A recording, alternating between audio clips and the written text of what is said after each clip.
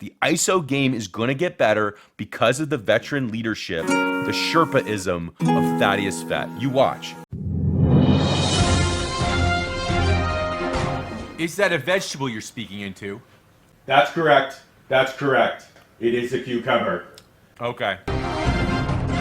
So yes, guys, the gig is up. I am not a very good reporter. I don't even follow Woj.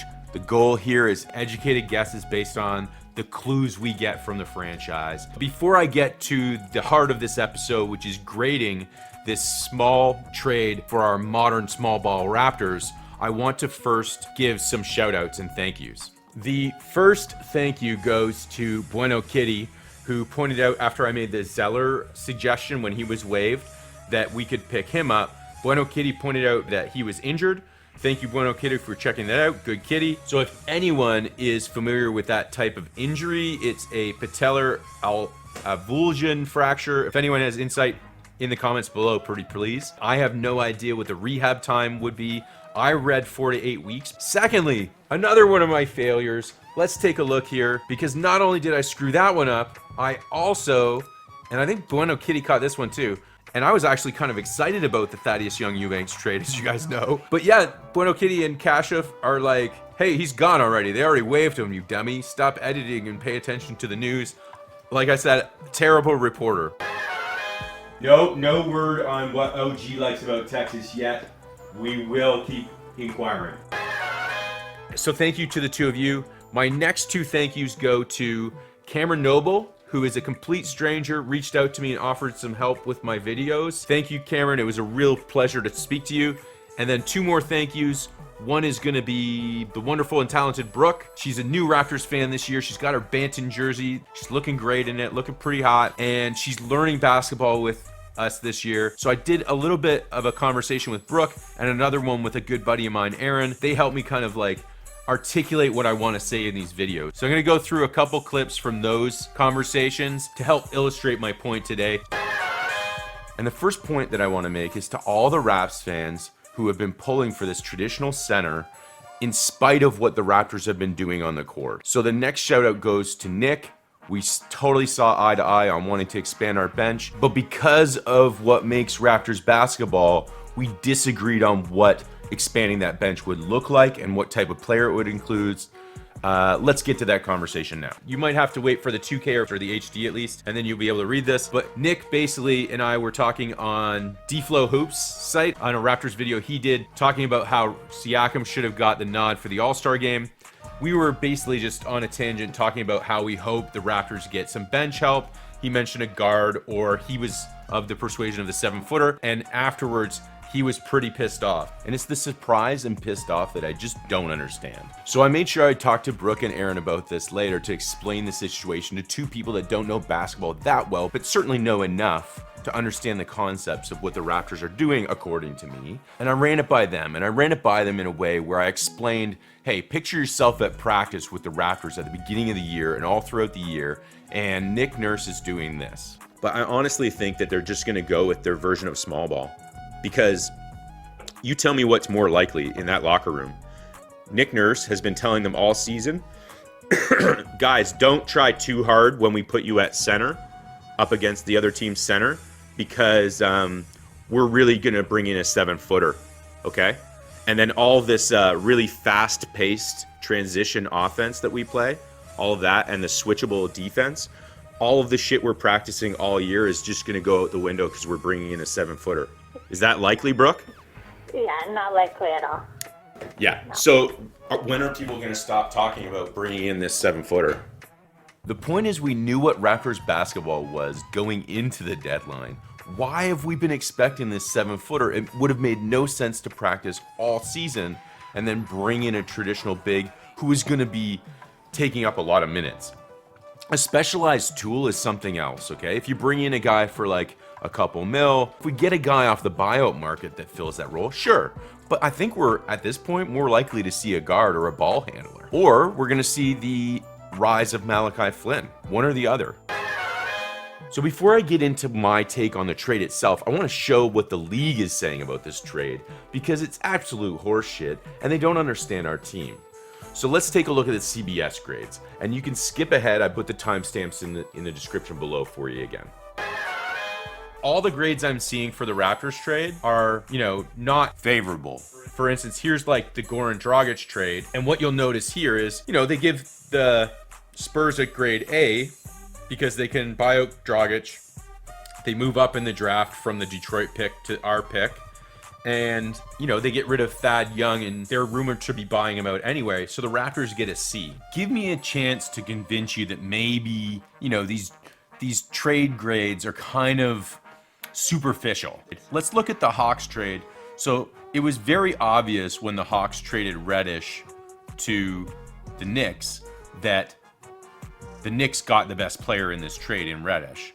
But the thing is, they need cap space to re-sign their young core, and they decided they're going with other players than Reddish. He wasn't in their plans. So they moved Solomon Hill's contract as well, created space, and they brought back something that you cannot applaud them enough for. The Hawks got back a pick plus a low player, like a player whose stock was low. And like we always say, guys, in every business, you want to buy low, sell high.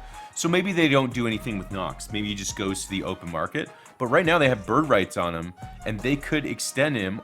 Maybe he's only going to be a league minimum player next year. You can't get a better situation than Kevin Knox at 1.7 on a winning team in Atlanta with a good culture to it that's on the rise. Suddenly they improve Knox. Hell, they might make Knox into a player like John Collins could be, and then they can offload Collins, who's getting paid a ton of money, and they got Knox for a song. Like, they gave the Knicks a B+ and the Hawks a B- on this. But the bottom line is, you can't knock trades without thinking about why the franchise is doing it. And if they didn't do something with Reddish, they were going to have salary issues. Let's take a look at another one. So here's Schroeder going to the Rockets with Enes Freedom for Daniel Tice. So they give the Celtics an A-, and then they gave the Rockets a C. This, again, is complete BS, because they don't even mention in here the real reason that Houston did this trade. So Houston is basically eating salary, giving a modern stretch big, Daniel Tice, to the Celtics. But the guy they want is Bruno Fernando. And he was, if you go to the video I made on stretch bigs, Bruno Fernando is a young, cheap guy who is that modern stretch big. He's a perfect frame. I think he's around 6'9", and he can run the floor like a horse.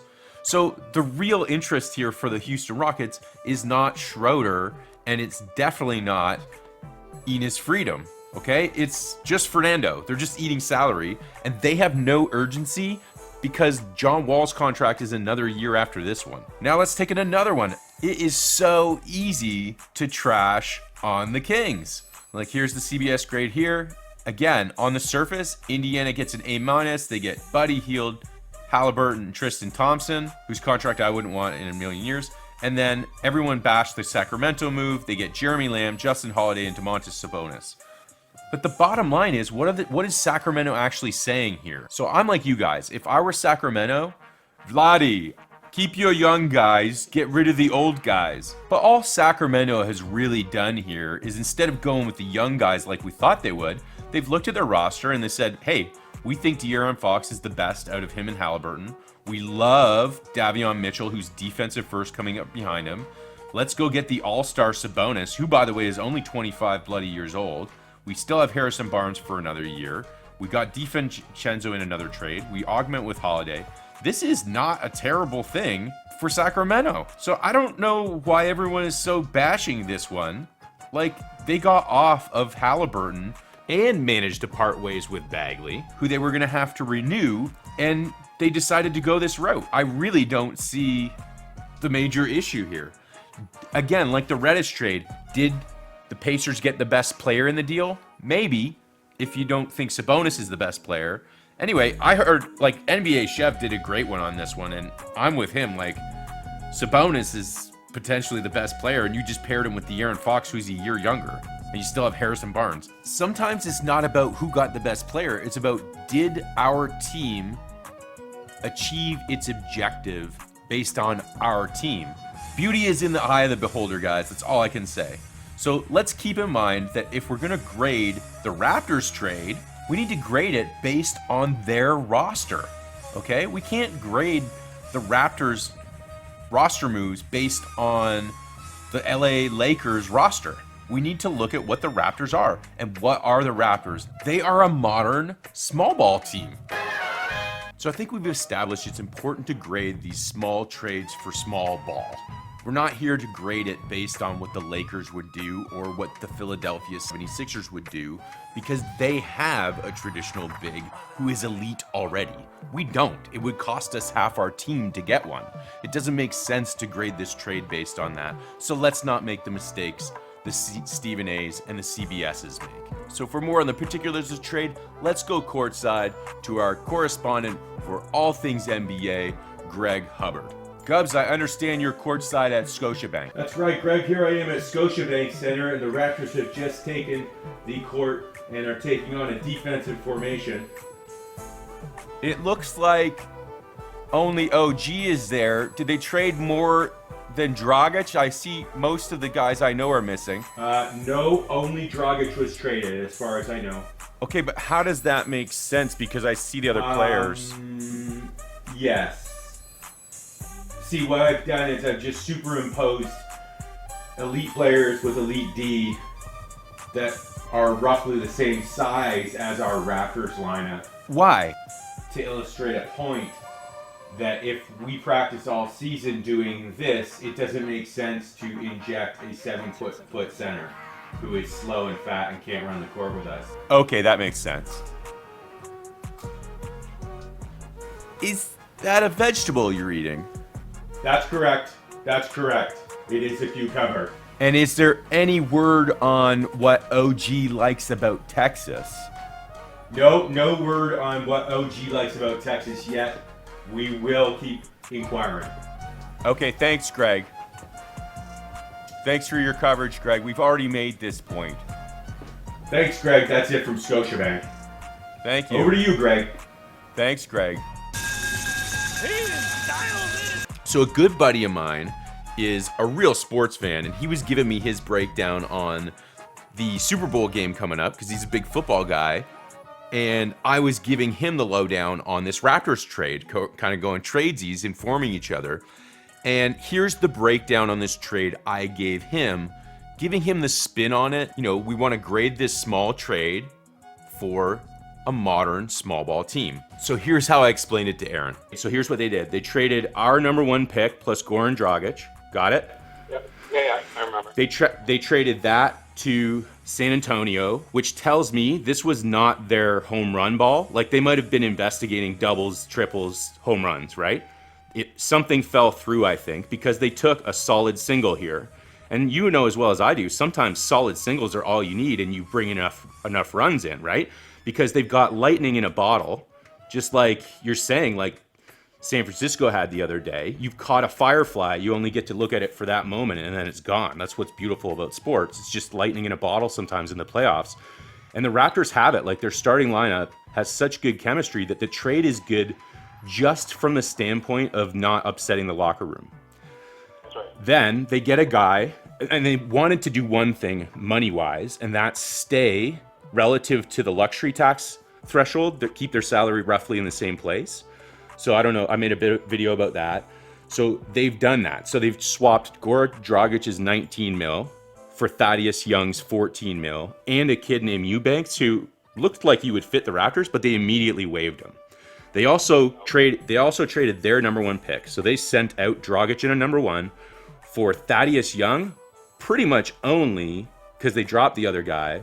Plus, there's a difference in the Dragic contract and Thaddeus Young, so that creates a little bit of cap space underneath the luxury tax threshold. But then they also got Detroit's 2nd pick, which is essentially a late first rounder, which I think the Raptors, you might as well they draft so well that you might as well just call the 2 draft picks a draw. So it's really, if you boil this trade down, Aaron, it's actually Kyle Lowry. Yeah. It's actually Kyle Lowry for Thaddeus Young, who is the perfect Django Fett. Like, I made a video called Thaddeus Fett.